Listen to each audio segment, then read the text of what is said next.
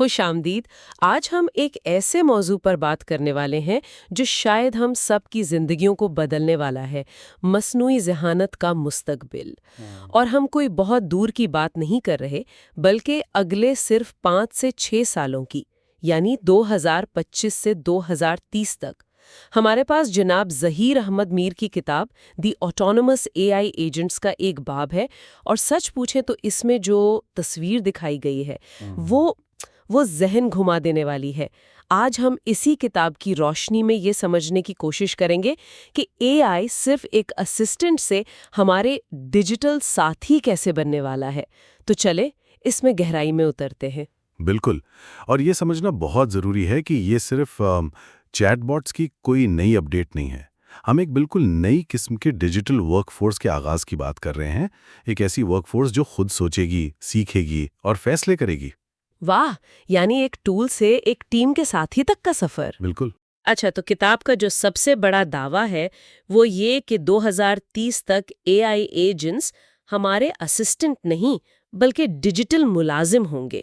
یہ ڈیجیٹل ملازم سننے میں تو بڑا بھاری بھرکم لفظ لگتا ہے، ذرا سمجھائیں کہ اس کا اصل میں مطلب کیا ہے؟ یہ بہت اچھا سوال ہے۔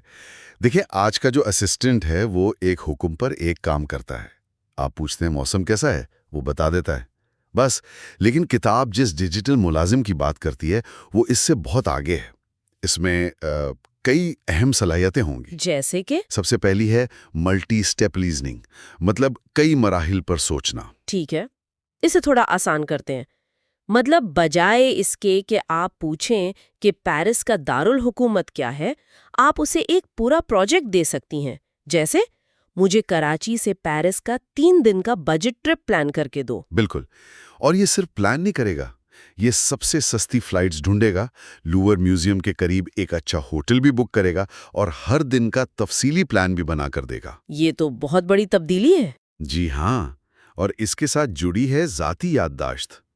یہ ایجنٹ آپ کی ترجیحات، آپ کے پچھلے پروجیکٹس سب یاد رکھے گا، اور یہ صرف ٹیکسٹ نہیں سمجھے گا بلکہ تصاویر، آڈیو، ویڈیو، سب کچھ۔ تو یہ ایک ایگزیکٹو اسسٹنٹ اور ایک محقق کا ملا جلا روپ ہوگا؟ بالکل، اور بات یہاں اور بھی دلچسپ ہو جاتی ہے جب کتاب کہتی ہے کہ یہ ایجنٹس اکیلے کام نہیں کریں گے۔ اکیلے نہیں کریں گے؟ تو پھر کیسے؟ وہ ٹیموں کی صورت میں کام کریں گے۔ کتاب میں اسے ملٹی ایجنٹ نیٹ ورکس کہا گیا ہے۔ ٹیمیں؟ اے آئی کی ٹیمیں؟ جی ہاں، کتاب میں ایک زبردست مثال ہے۔ ایک کاروباری ٹیم، فرض کریں آپ ایک نیا پروڈکٹ لانچ کرنا چاہتی ہیں۔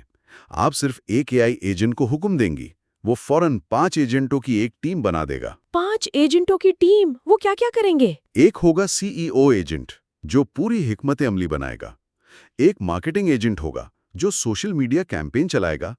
ایک سیلز ایجنٹ ہوگا جو گاہکوں سے رابطہ کرے گا۔ ارے واہ! ایک پروڈکٹ ایجنٹ ڈیولپمنٹ کو دیکھے گا، اور ایک فائنانس ایجنٹ بجٹ سنبھالے گا، اور یہ سب آپس میں مسلسل بات چیت کریں گے۔ یعنی جو کام کرنے میں مہینے لگتے تھے وہ شاید دنوں میں ہو جائے گا۔ صبح ایک خیال آیا اور دوپہر تک پورا بزنس پلان تیار۔ بالکل، یہ چھوٹے کاروباری افراد کے لیے تو ایک گیم چینجر ہے۔ اور کتاب میں ایک قانونی ٹیم کی بھی مثال تھی۔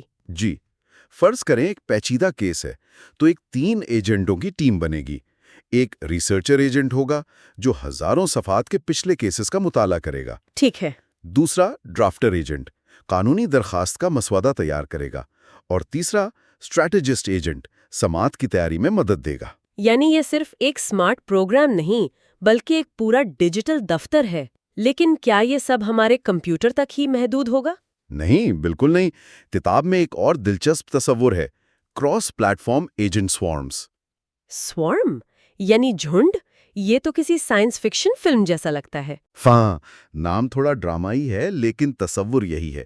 مطلب یہ ایجنٹس کسی ایک ڈیوائس پر قید نہیں ہوں گے، یہ آپ کے براؤزر میں بھی ہوں گے، آپ کے موبائل پر بھی، آپ کے ڈیسک ٹاپ پر بھی، اور یہاں تک کہ آپ کے گھر کے سمارٹ کیمروں اور سینسرز پر بھی۔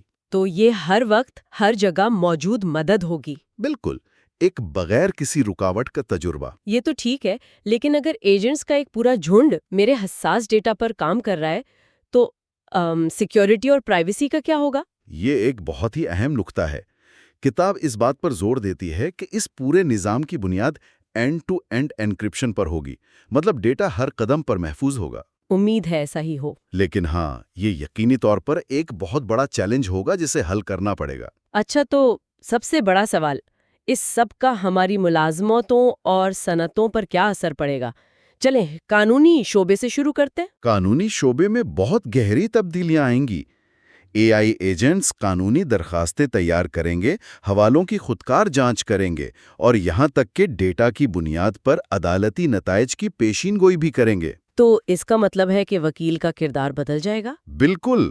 کتاب کے مطابق وکیل کا کام گھنٹوں بیٹھ کر دستاویزات تیار کرنا نہیں رہے گا، وہ ایک اسٹریٹجک سپروائزر بن جائے گا۔ اسٹریٹجک سپروائزر، یہ ایک دلچسپ اصطلاح ہے، یعنی اے آئی کام کرے گا اور وکیل نگرانی کرے گا۔ جی ہاں، وکیل کا وقت اور توانائی کیس کی حکمت عملی بنانے اور عدالت میں دلائل دینے پر خرچ ہوگی، نہ کہ کاغذی کارروائی پر۔ یعنی وکیل کو بدلنا نہیں بلکہ اسے مزید طاقتور بنانا ہے۔ بالکل وہی، اور یہی ماڈل ہمیں تعلیم کے شعبے میں بھی نظر آئے گا۔ ہاں، اے آئی ٹیوٹر کا خیال تو بہت دلچسپ ہے۔ کیا اس کا مطلب یہ ہے کہ ہر بچے کا اپنا ذاتی استاد ہوگا؟ ایک طرح سے ہاں، اے آئی ٹیوٹرز ہزاروں طلبہ کو ایک ساتھ پڑھا سکیں گے۔ وہ ہر طالب علم کو فوری فیڈ بیک دیں گے، ان کی کارکردگی کو ٹریک کریں گے۔ اور سب سے اہم بات، ہر طالب علم کے سیکھنے کے انداز کے مطابق پڑھانے کا طریقہ بدلیں گے۔ بالکل، اگر ایک طالب علم ویڈیوز سے بہتر سیکھتا ہے تو اسے ویڈیوز ملیں گی، اگر کوئی مشقوں سے سیکھتا ہے تو اسے مشقیں ملیں گی۔ اسکول اے آئی آگمنٹڈ کلاس رومز کی طرف بڑھیں گے، جہاں انسان اور اے آئی مل کر پڑھائیں گے۔ جی، لیکن کیا اس کا ایک خطرہ یہ بھی نہیں کہ ہم ایک تعلیمی بلبلہ بنا دیں جہاں طلبہ صرف الگورتھم کے طے کردہ طریقے سے سیکھنے کے عادی ہو جائیں؟ آپ نے بالکل صحیح نقطہ اٹھایا ہے۔ یہ ایک ایسا چیلنج ہے جس پر ماہرین تعلیم کو غور کرنا ہوگا۔ یہاں انسانی استاد کا کردار اور بھی اہم ہو جاتا ہے۔ وہ اس بات کو یقینی بنائے گا کہ طلبہ میں تنقیدی سوچ بھی پیدا ہو۔ ٹھیک ہے، اب صحت کے شعبے کی بات کرتے ہیں۔ یہاں ایک عام خدشہ یہ ہے کہ کیا اے آئی ڈاکٹروں کی جگہ لے لے گا؟ نہیں، اور کتاب اس نقطے پر بہت واضح ہے کہ اے آئی ڈاکٹروں کی جگہ نہیں لے گا، بلکہ ان کا سب سے طاقتور مددگار ثابت ہوگا۔ مددگار کیسے؟ وہ میڈیکل سکینز جیسے ایکس رے وغیرہ کا تجزیہ کر کے ایسی چیزوں کو پکڑ سکے گا جو شاید انسانی آنکھ سے چھوٹ جائیں۔ پیچیدہ میڈیکل رپورٹس کو مریضوں کے لیے آسان زبان میں تبدیل کرے گا۔ اس سے غلطیوں کا امکان کم ہو جائے گا اور بیماریوں کی جلد تشخیص میں مدد ملے گی۔ اس سے ڈاکٹروں کو مریضوں سے بات کرنے پر زیادہ وقت ملے گا۔ تو یہاں بھی وہی اصول ہے، انسان کی صلاحیتوں کو بڑھانا، اسے تبدیل نہ کرنا۔ اب آتے اس خیال پر جس نے مجھے سب سے زیادہ متاثر کیا، ایک شخص کی 20 افراد پر مشتمل ڈیجیٹل ورک فورس۔ یہ کیسے ممکن ہے؟ یہ چھوٹے کاروباری افراد کے لیے ایک خواب کے سچ ہونے جیسا ہے۔ تصور کریں، آپ کے پاس ایک اے آئی مارکیٹ ریسرچر ہے، ایک اے آئی اسٹریٹجی ایڈوائزر ہے، ایک اے آئی اکاؤنٹنٹ ہے، ایک اے آئی سیلز ایجنٹ بھی جو گاہکوں کو ای میل کرتا ہے، جی، ایک گرافک ڈیزائنر، ایک سوشل میڈیا مینیجر، یہاں تک کہ ایک ایچ آر اسسٹنٹ بھی۔ یہ سب آپ کے ڈیجیٹل ملازم ہیں۔ آپ اکیلے ایک پوری کمپنی چلا رہی ہیں۔ یہ تو کاروبار شروع کرنے کے سارے اصول ہی بدل دے گا۔ آپ کو دفتر یا ملازمین کی ایک بڑی ٹیم کی ضرورت ہی نہیں ہوگی۔ صرف ایک اچھا خیال اور ایک اے آئی ورک فورس چاہیے۔ اور حکومتیں، کیا وہ بھی اس ٹیکنالوجی کو اپنائیں گی؟ جی ہاں، کتاب بتاتی ہے کہ حکومتیں بھی پیچھے نہیں رہیں گی۔ وہ عوامی خدمات کے لیے اے آئی کیوسک قائم کریں گی، شکایات کے انتظام کے لیے خودکار نظام ہوں گے۔ اس سے خدمات زیادہ مؤثر اور شفاف ہوں گی۔ ہم نے یہ تو دیکھ لیا کہ کیا ہوگا، لیکن یہ سب جادو کی طرح ممکن کیسے ہوگا؟ اس کے پیچھے کون سی ٹیکنالوجی ہے؟ کتاب میں ملٹی ماڈل فاؤنڈیشن ماڈلز کا ذکر ہے۔ یہ ماڈلز کی اگلی نسل ہے۔ فی الحال زیادہ تر ماڈلز بنیادی طور پر ٹیکسٹ پر کام کرتے ہیں۔ لیکن یہ نئے ماڈلز؟ یہ نئے ملٹی ماڈل فاؤنڈیشن ماڈلز صرف الفاظ نہیں سمجھیں گے، وہ پوری دستاویزات، تصاویر، آڈیو، ویڈیو، یہاں تک کہ 3D ماڈلز اور سینسر ڈیٹا کو بھی سمجھنے کی صلاحیت رکھیں گے۔ اس کا مطلب ہے کہ وہ دنیا کو تقریباً ہماری طرح ہی دیکھیں اور سنیں گے۔ ایک طرح سے ہاں۔ کتاب میں ایک بہترین مثال دی گئی ہے۔ فرض کریں آپ کی فیکٹری میں ایک مشین خراب ہو گئی ہے۔ ٹھیک ہے۔ آج آپ کو ایک ماہر کو بلانا پڑے گا، لیکن مستقبل میں آپ اپنا فون نکال کر مشین کی ویڈیو بنائیں گے۔ Multimodal A I model اس ویڈیو کو دیکھے گا، مشین سے آنے والی عجیب آواز کو سنے گا، مشین کا یوزر مینول پڑھے گا اور پھر آپ کو بتائے گا کہ کیا خرابی ہے اور اسے کیسے ٹھیک کرنا ہے۔ واہ، یہ تو دنیا کو صرف بیان کرنے اور اسے حقیقت میں سمجھنے کا فرق ہے۔ بالکل، یہی وہ بنیادی ٹیکنالوجی ہے جو اے آئی کو محض اسسٹنٹ سے خود مختار کارکن بنائے گی۔ تو اگر ہم آج کی گفتگو کا خلاصہ کریں تو اگلی دہائی اے آئی کے ایک ٹول سے ایک ٹیم کے ساتھی میں تبدیل ہونے کی کہانی ہے۔ یہ ایجنٹس خود مختار ہوں گے، ٹیموں میں کام کریں گے اور قانون، صحت اور کاروبار جیسی بڑی صنعتوں کو ہمیشہ کے لیے بدل دیں گے۔ یہ بنیادی تبدیلی اے آئی کو ایک آلے کے طور پر دیکھنے سے ہٹا کر ایک ساتھی کے طور پر دیکھنے کی ہے۔ یہ صرف ایک تکنیکی اپ گریڈ نہیں، یہ ہمارے کام کرنے کے انداز میں ایک نفسیاتی تبدیلی ہے، اور کتاب کے مطابق یہی مستقبل کی حقیقت ہے۔ جاتے جاتے ایک سوچ چھوڑے جاتے ہیں جس پر غور کیا جا سکتا ہے۔ کتاب ایک ایسے مستقبل کی تصویر پیش کرتی ہے جہاں ایک فرد پوری ٹیم کی طاقت استعمال کر سکتا ہے۔ اگر ایک شخص 20 ڈیجیٹل ملازم کی کمپنی چلا سکتا ہے تو اگلی دہائی میں کمپنی یا ملازم کی تعریف کیا ہوگی؟ جب ایک شخص خود ایک پوری مائکرو ملٹی نیشنل کمپنی بن جائے گا تو ہمارے معاشی اور سماجی ڈھانچے پر اس کے کیا اثرات ہوں گے؟ اس پر ضرور سوچیے گا۔ یہ کیا مطلب ہے؟ نہیں، اس میں دلچسپ بات یہ ہے کہ یہ پرائیویسی کے جو بڑھتے ہوئے مطالبات ہیں، یہ ان کا براہ راست جواب ہے۔ اب تک زیادہ تر اے آئی پروسیسنگ بڑے بڑے ڈیٹا سینٹرز میں یعنی کلاؤڈ پر ہوتی تھی، لیکن ایج اے آئی کا مطلب ہے کہ یہ پروسیسنگ ہمارے اپنے ڈیوائسز پر ہوگی، فون پر، کمپیوٹر پر۔ اچھا، جی، مستقبل میں ہمارے فون یا کمپیوٹر پر لگی آن ڈیوائس اے آئی چپس اتنی طاقتور ہوں گی کہ زیادہ تر کام وہیں ہو جائیں گے۔ اس کا مطلب یہ ہے کہ ہمارا سینسٹیو ڈیٹا جیسے مالیاتی ریکارڈ یا طبی معلومات ہماری ڈیوائس سے باہر نہیں جائے گا۔ اچھا، اگر ڈیٹا ہمارے فون پر ہی رہے گا تو کیا یہ ایجنٹس ایپل اور گوگل کی طرح ایک بند ماحولیاتی نظام یعنی کلوزڈ ایکو سسٹم میں کام کریں گے، یا کوئی بھی اپنا ایجنٹ ایپ سٹور بنا سکے گا؟ کیونکہ اس سے تو پوری مارکیٹ کی شکل ہی بدل جائے گی۔ یہ بہت اہم سوال ہے۔ کتاب کا تصور یہ ہے کہ شروع میں تو بڑی کمپنیاں اپنے سٹورز بنائیں گی، لیکن آہستہ آہستہ ایک کھلی مارکیٹ بنے گی۔ یہ ایک عالمی مارکیٹ پلیس کا تصور ہے جہاں سے لوگ مختلف کاموں کے لیے بنے بنائے اے آئی ایجنٹس ڈاؤن لوڈ کر سکیں گے۔ جیسے آج کل ہم ایپس ڈاؤن لوڈ کرتے ہیں؟ بالکل ویسے ہی۔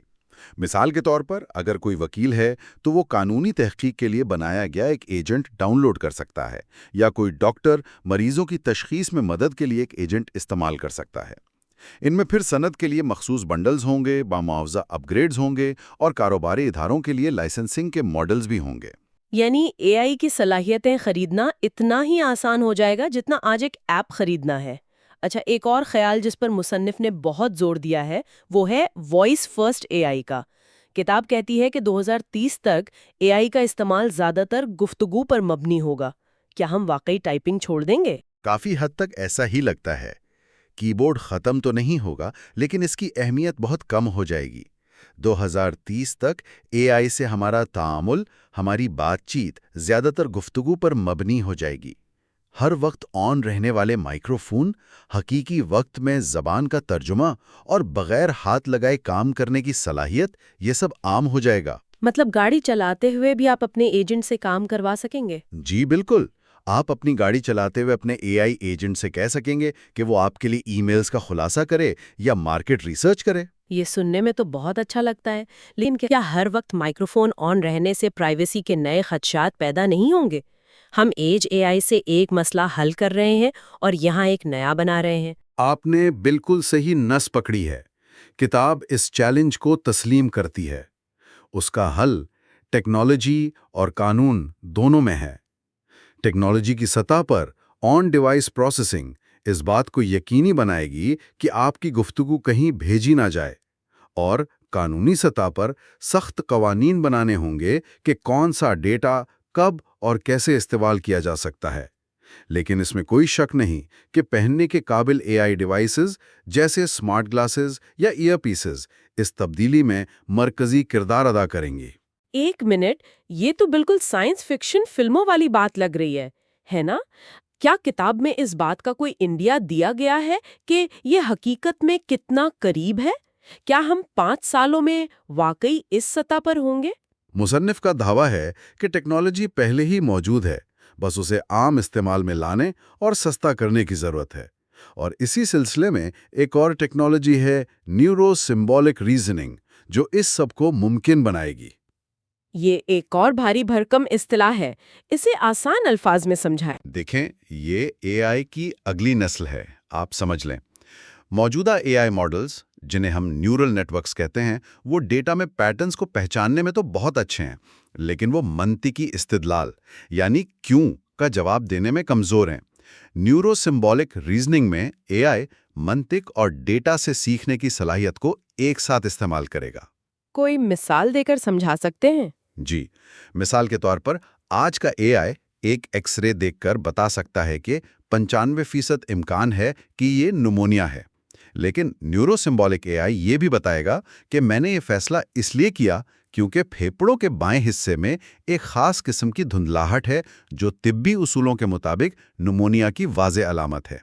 یہ کیوں ہی اصل گیم چینجر ہے۔ کہ اس نے فیصلہ کیوں کیا، لیکن وہ فیصلہ غلط ہو تو ذمہ دار کون ہوگا؟ کیا وہ شخص جس نے ایجنٹ بنایا، وہ کمپنی جس نے اسے استعمال کیا، یا خود ایجنٹ؟ یہ تو ایک بہت بڑا قانونی اور اخلاقی مسئلہ ہے۔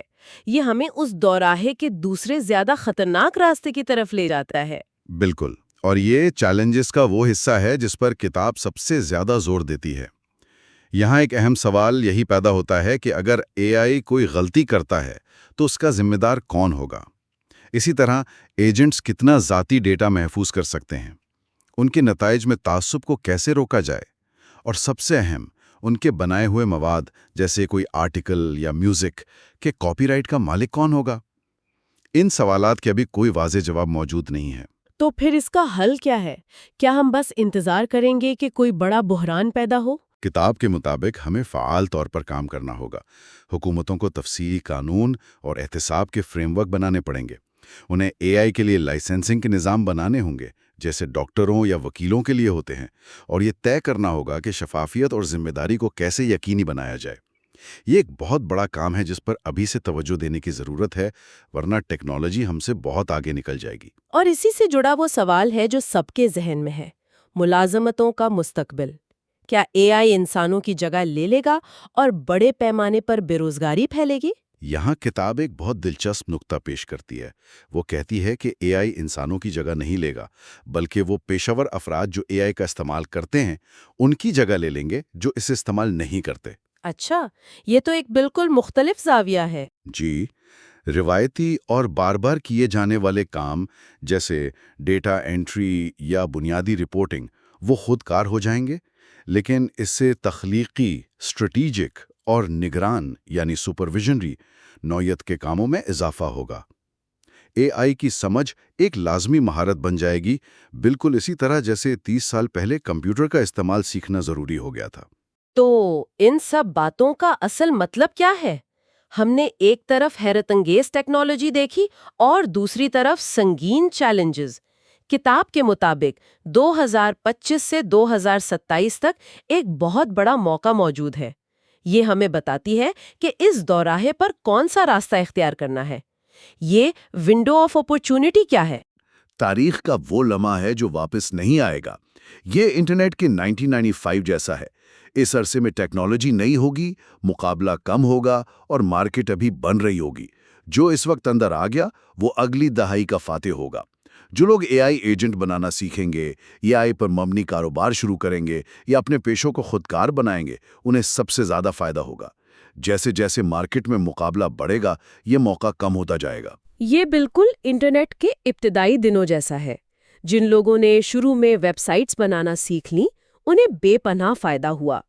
کتاب میں خاص طور پر پاکستان اور دیگر ترقی پذیر ممالک کا ذکر کیا گیا ہے۔ ان کے لیے اس میں کیا خاص بات ہے؟ یہ ایک تاریخی موقع ہے۔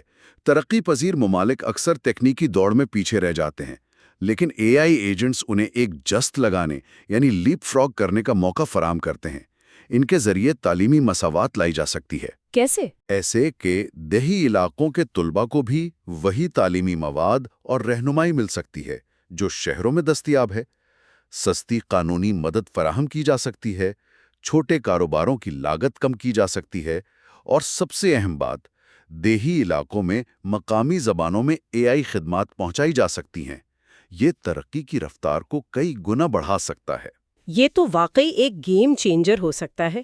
اچھا، کتاب میں صرف مسائل اور مواقع ہی نہیں بتائے گئے بلکہ ایک عملی منصوبہ بھی دیا گیا ہے، ایک 5 سالہ ذاتی AI پلان۔ یہ بہت دلچسپ لگتا ہے۔ جی، یہ ایک روڈ میپ کی طرح ہے جو کسی بھی فرد کو اس فیلڈ میں ایک رہنما بننے کا راستہ دکھاتا ہے۔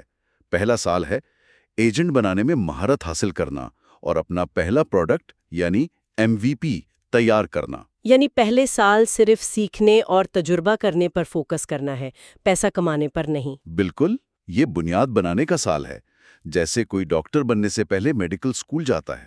اس سال کا مقصد بنیادی صلاحیتوں کو سیکھنا اور ایک پورٹ فولیو بنانا ہے تاکہ آپ دنیا کو دکھا سکیں کہ آپ کیا کر سکتے ہیں۔ ٹھیک ہے، بنیاد بن گئی۔ دوسرے سال کا کیا منصوبہ ہے؟ دوسرا سال ہے اپنی AI ایجنسی کا آغاز کرنا اور سبسکرپشن ماڈلز کے ذریعے آمدنی پیدا کرنا، یعنی چھوٹے اور درمیانے درجے کے کاروباروں کو اپنی خدمات فراہم کرنا، انہیں بتانا کہ آپ AI کے ذریعے ان کے کام کو کیسے بہتر بنا سکتے ہیں۔ یہاں سے آپ کی آمدنی کا سلسلہ شروع ہوتا ہے۔ اور اس کے بعد جب ایجنسی چلنے لگے تو اگلا قدم کیا ہے؟ تیسرا سال ہے اپنے کام کو پھیلانے کا۔ اس میں 2 حصے ہیں۔ پہلا، ایک ڈیجیٹل اسکول بنانا تاکہ جو کچھ آپ نے سیکھا ہے وہ دوسروں کو سکھا سکیں۔ دوسرا، بین الاقوامی مارکیٹ میں داخل ہونا۔ اب آپ صرف مقامی کلائنٹس تک محدود نہیں ہیں بلکہ آپ دنیا بھر میں اپنی خدمات پیش کر سکتے ہیں۔ یہ تو بہت بڑا قدم ہے۔ اس کا مطلب ہے کہ آپ اب صرف ایک سروس پرووائیڈر نہیں رہے بلکہ ایک استاد اور ایک عالمی کھلاڑی بن گئے ہیں۔ چوتھے سال کے بارے میں کیا خیال ہے؟ چوتھا سال مہارت یعنی اسپیشلائزیشن کا ہے، یعنی مخصوص شعبوں کے لیے ماہر ایجنٹس تیار کرنا اور بڑی کمپنیوں کے ساتھ شراکت داری کرنا۔ اب آپ عام کام نہیں کر رہے بلکہ آپ صحت، فائنانس یا قانون جیسے کسی خاص شعبے کے لیے انتہائی پیچیدہ اور ماہر ایجنٹس بنا رہے ہیں۔ اس مرحلے پر آپ بڑی کمپنیوں کے ساتھ کام کرتے ہیں اور بڑے پروجیکٹس لیتے ہیں۔ اور آخر میں 5واں سال، یہ اس منصوبے کا عروج لگتا ہے۔ جی، 5واں سال ہے اپنا ذاتی ایکو سسٹم اور ایجنٹ مارکیٹ پلیس بنانا اور صنعت میں ایک رہنما کے طور پر ابھرنا۔ اس کا مطلب ہے کہ اب لوگ آپ کے بنائے ہوئے پلیٹ فارم پر آ کر اپنے ایجنٹس بناتے اور بیچتے ہیں۔ آپ خود ایک مارکیٹ بن جاتے ہیں۔ یہ حتمی مرحلہ ہے جہاں آپ صرف ایک کھلاڑی نہیں بلکہ کھیل کا میدان خود بن جاتے ہیں۔ 2025 سے 2030 کا مستقبل ان لوگوں کا ہے جو AI ایجنٹس کو سمجھتے ہیں، ان سے مسائل حل کرتے ہیں اور پائیدار کاروباری ماڈل بناتے ہیں۔ یہ ٹیکنالوجی کام، تعلیم، قانون، کاروبار، صحت اور حکومت سمیت ہر شعبے کی شکل بدل دے گی۔ بالکل، کتاب کا مرکزی پیغام یہی ہے کہ اگلے 5 سال انسانی صلاحیتوں کی نئی تعریف کریں گے۔ یہ صرف ٹیکنالوجی کی تبدیلی نہیں ہے بلکہ یہ اس بات کی تبدیلی ہے کہ ہم انسان کے طور پر کیا کچھ حاصل کر سکتے ہیں، اور یہ تبدیلی اب شروع ہو چکی ہے۔ آج کی گفتگو کو ختم کرتے ہوئے ایک سوال سوچنے کے لیے چھوڑ جاتے ہیں۔ یہ کتاب ہمیں ایک کاروبار یا ایجنسی بنانے کا خاکہ دیتی ہے، لیکن اس کا معاشرے پر کیا اثر ہوگا جب صرف کمپنیاں ہی نہیں بلکہ عام افراد بھی خود مختار ایجنٹس کی اپنی ٹیمیں تعینات کر سکیں گے جو ان کے لیے تحقیق کریں، مذاکرات کریں اور کام کریں؟ یہ ہماری روزمرہ زندگی میں مقابلے اور تعاون کی نوعیت کو کیسے بدل دے گا؟